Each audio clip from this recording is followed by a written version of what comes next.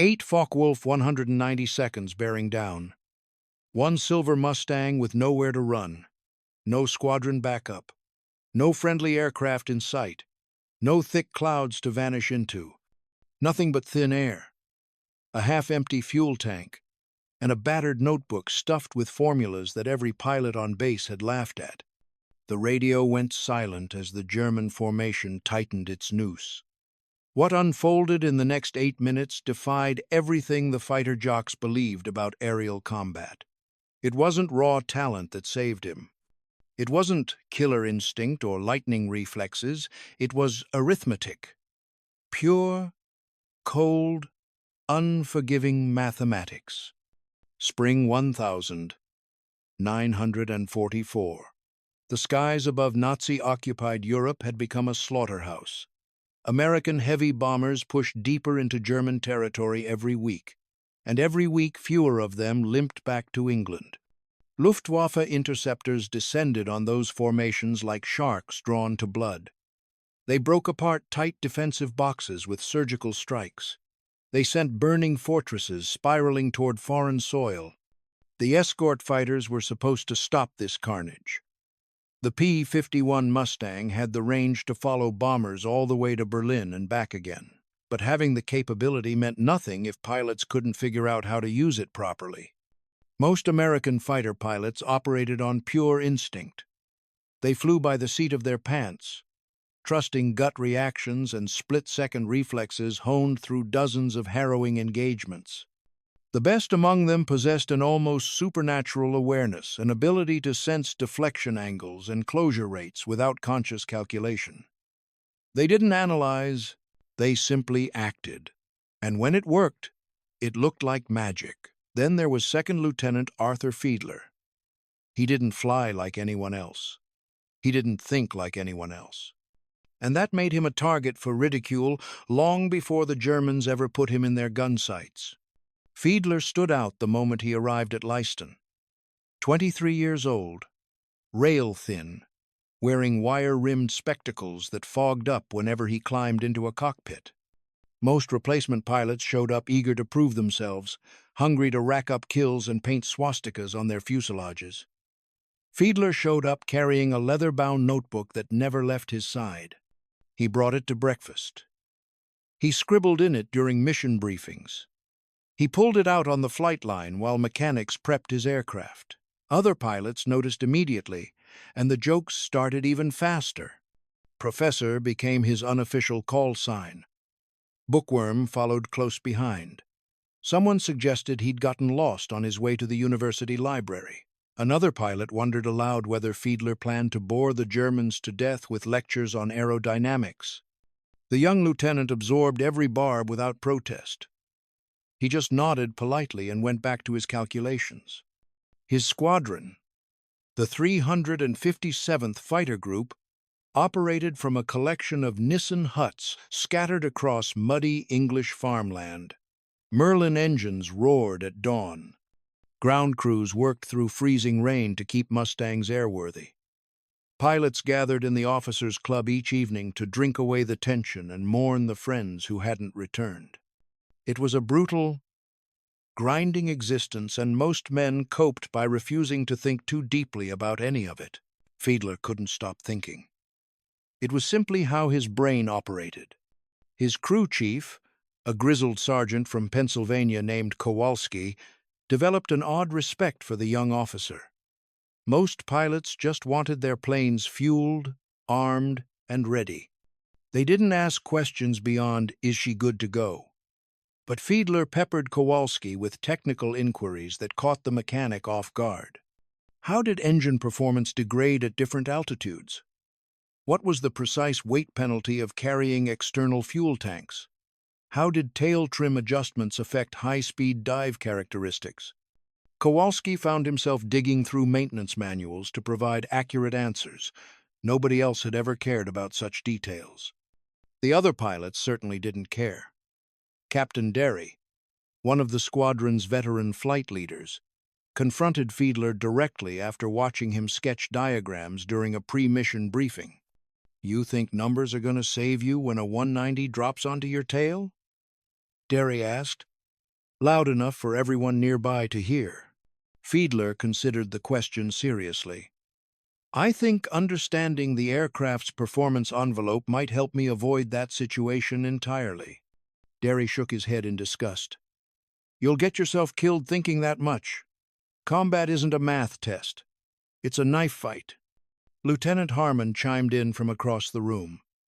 Best pilots don't calculate. They react. Instinct beats arithmetic every single time. Fiedler didn't argue. He'd learned that arguing never changed anyone's mind.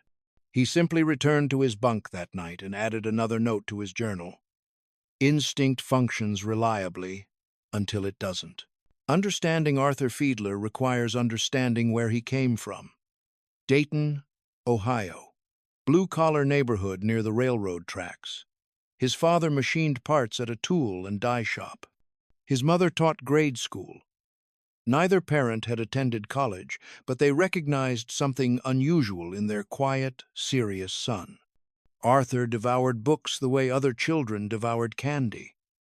By 10 years old, he was checking out engineering texts from the public library. By 14, he was constructing model aircraft with mathematically precise airfoil shapes and functional control surfaces. Other teenagers chased girls and played baseball. Arthur measured lift coefficients and calculated wing loading. He graduated high school in 1939, desperate to study aeronautical engineering at Ohio State. His father delivered the news gently. They simply couldn't afford tuition. So Arthur took a factory job, banked every spare dollar, and kept teaching himself from borrowed textbooks. Calculus, fluid dynamics, structural mechanics. He consumed knowledge the way a starving man consumes bread. Pearl Harbor changed everything.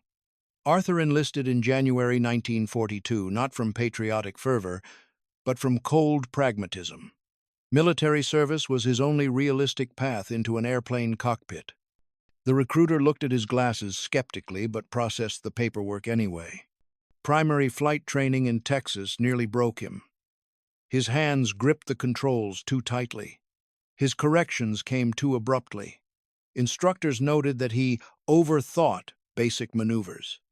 But Arthur possessed something more valuable than natural talent. Relentless, systematic improvement. He analyzed every mistake. He broke each maneuver into component forces and vectors. He practiced until muscle memory caught up with intellectual understanding.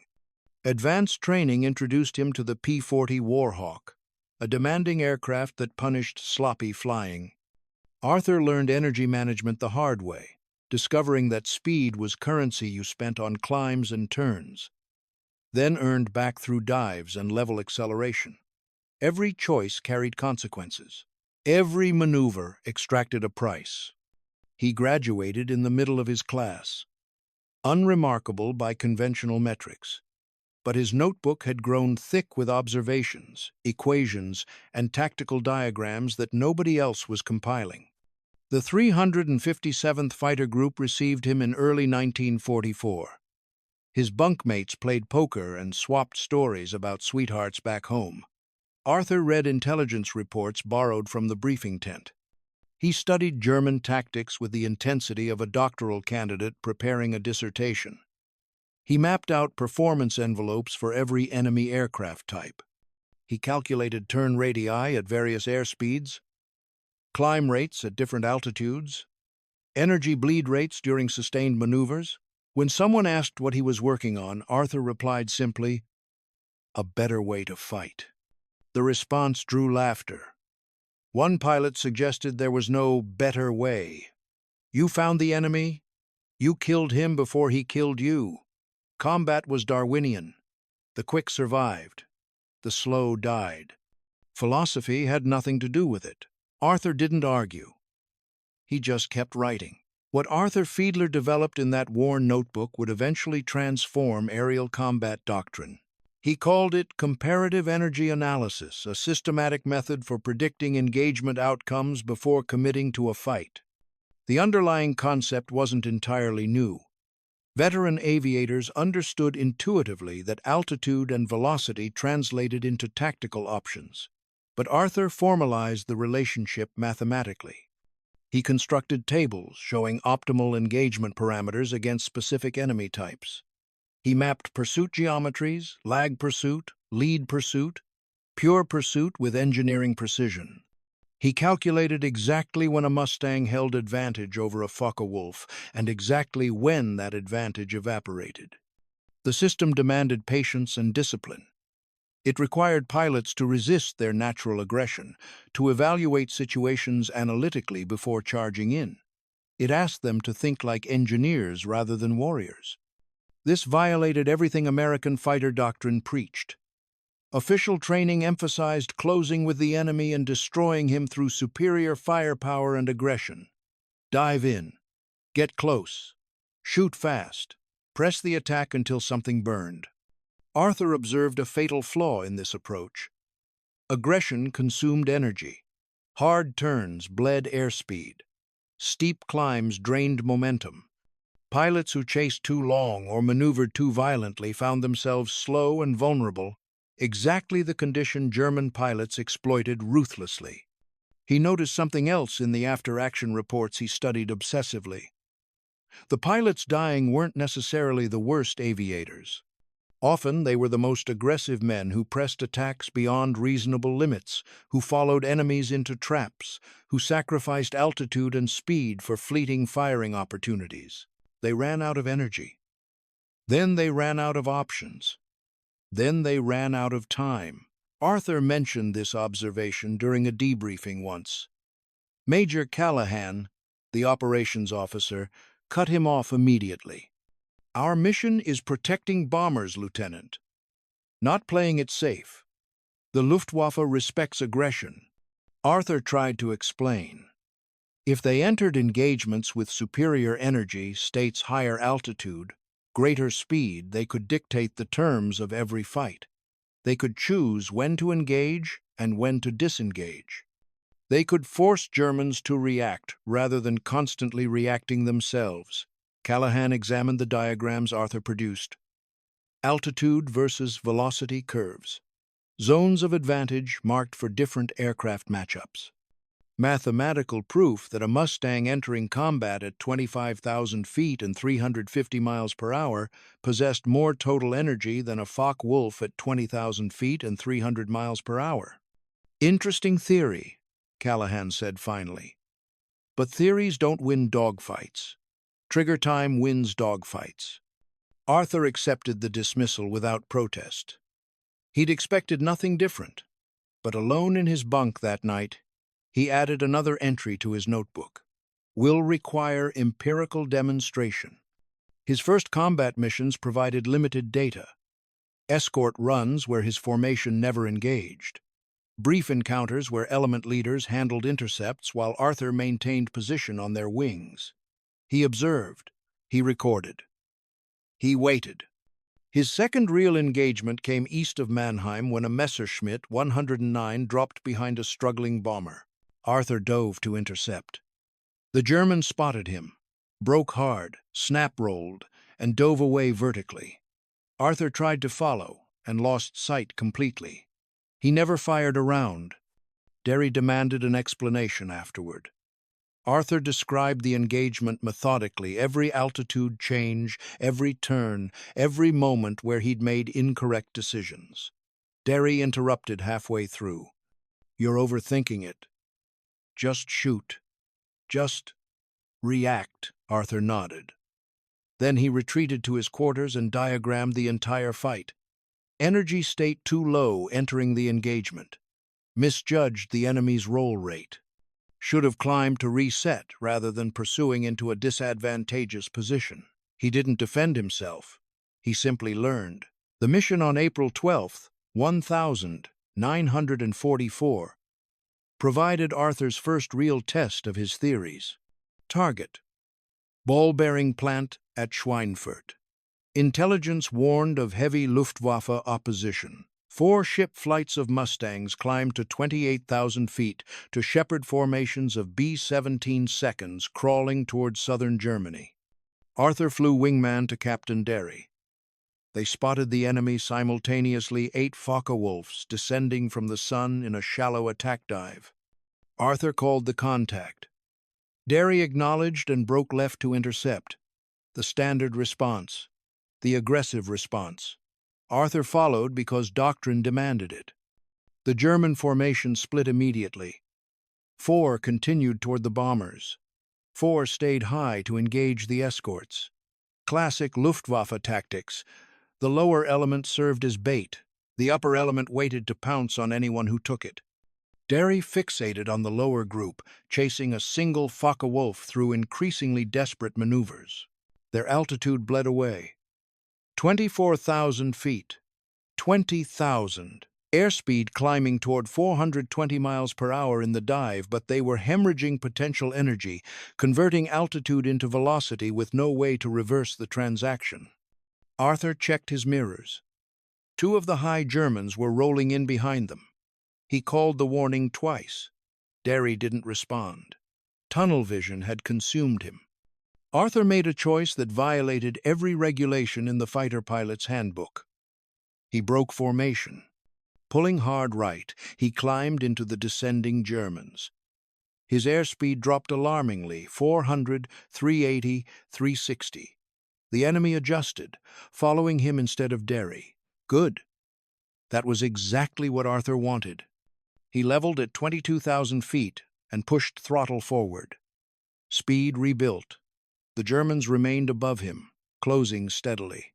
Arthur held his heading without maneuvering. He calculated closure rates, estimated their energy states, planned 3 moves ahead like a chess player studying the board. The Focke-Wulf possessed superior roll rate at high speed. It could outturn the Mustang at low velocity, but it carried more weight. It bled energy faster during vertical maneuvering. If Arthur could force them to fight up and down rather than side to side, geometry favored him. The lead German opened fire. Tracers streaked past Arthur's left wing. He didn't flinch. He pulled into a steep climb, trading velocity for altitude.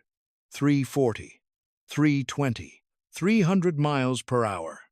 Both Germans followed, but their climb rate lagged. Heavier aircraft.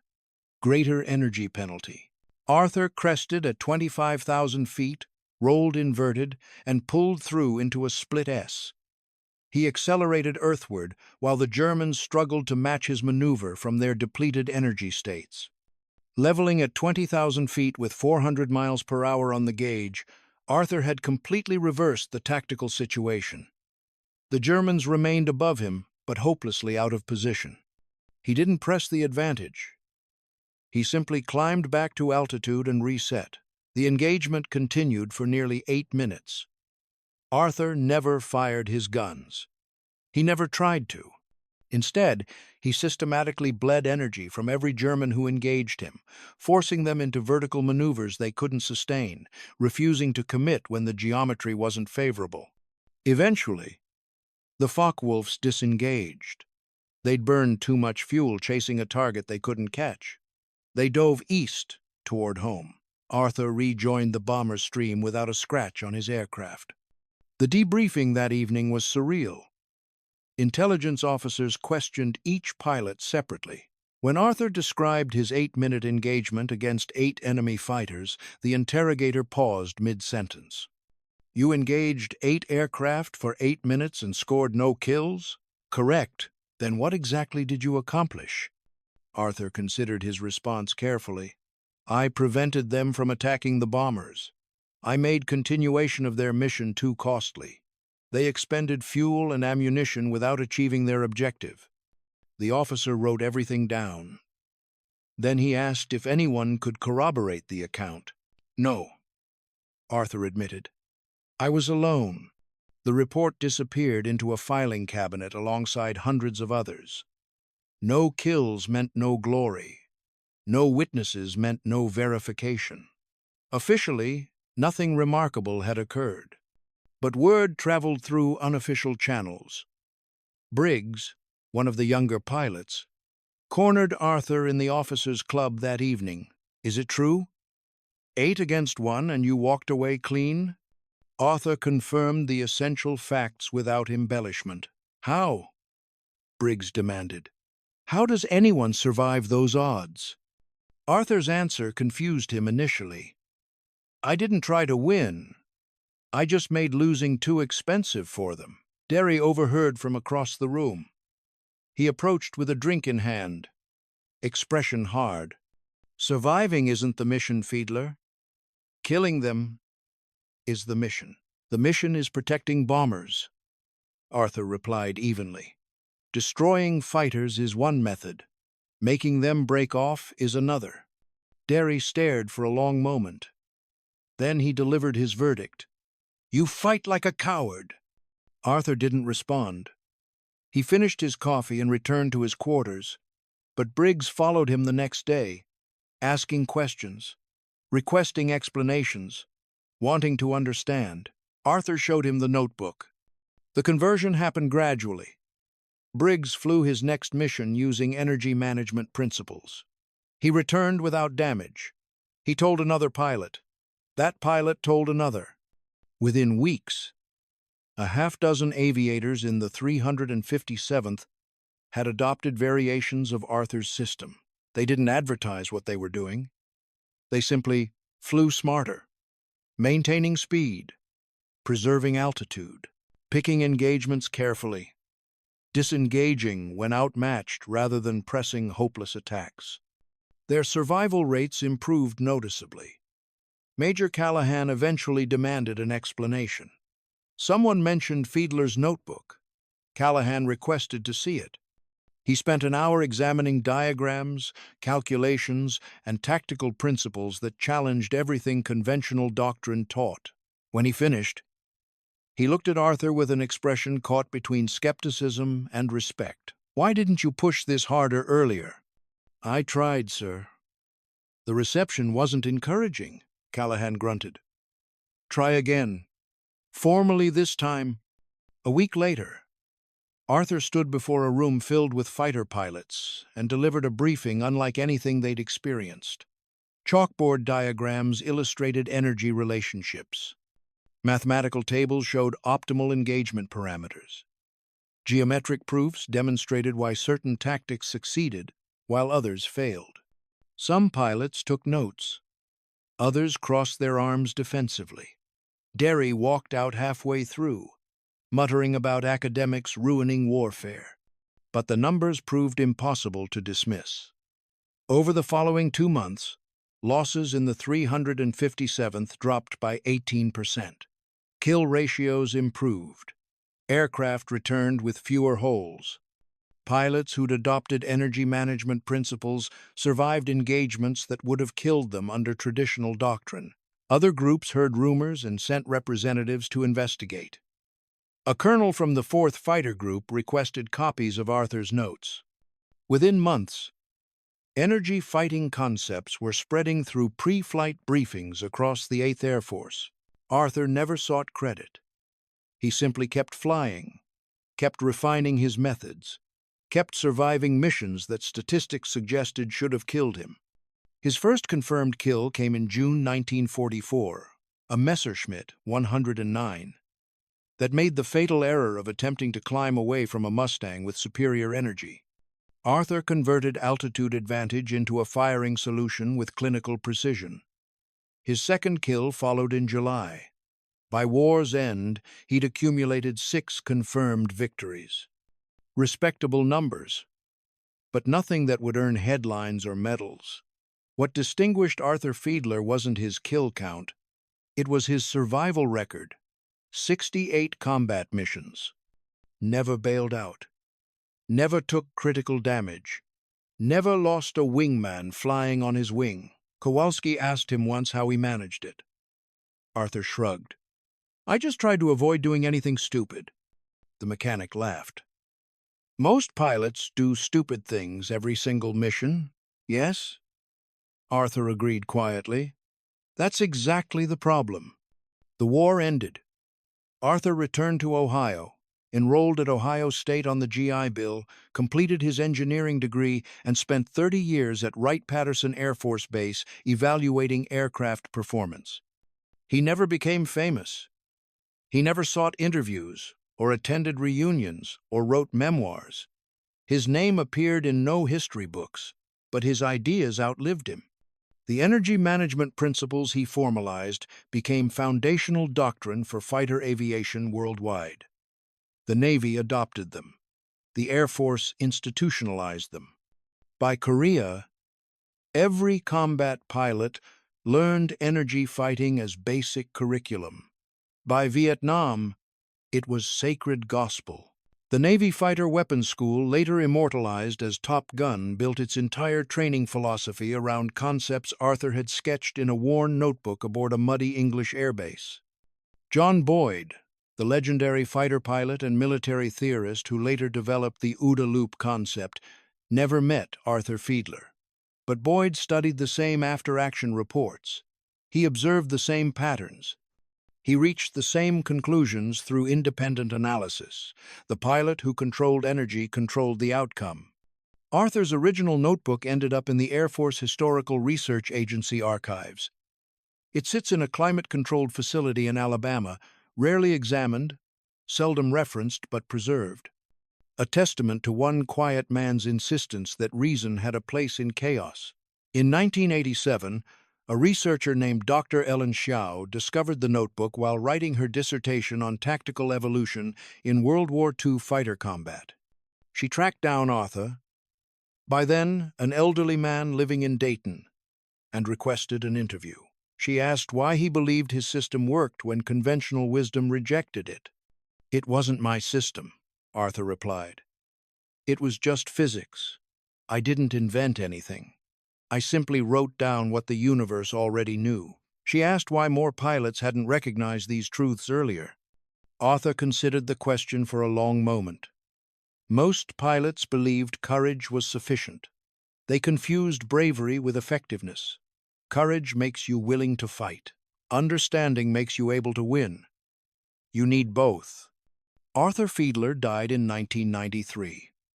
His obituary mentioned his military service, his engineering career, his 3 children. It said nothing about 8 Focke-Wulfs, nothing about a leather notebook, nothing about transforming how an entire generation of warriors thought about aerial combat. At Wright-Patterson, they named a conference room in his honor, a small space with beige walls and a whiteboard where engineers gather to solve problems nobody else has cracked. A plaque on the wall reads, "Courage and calculation are not opposites.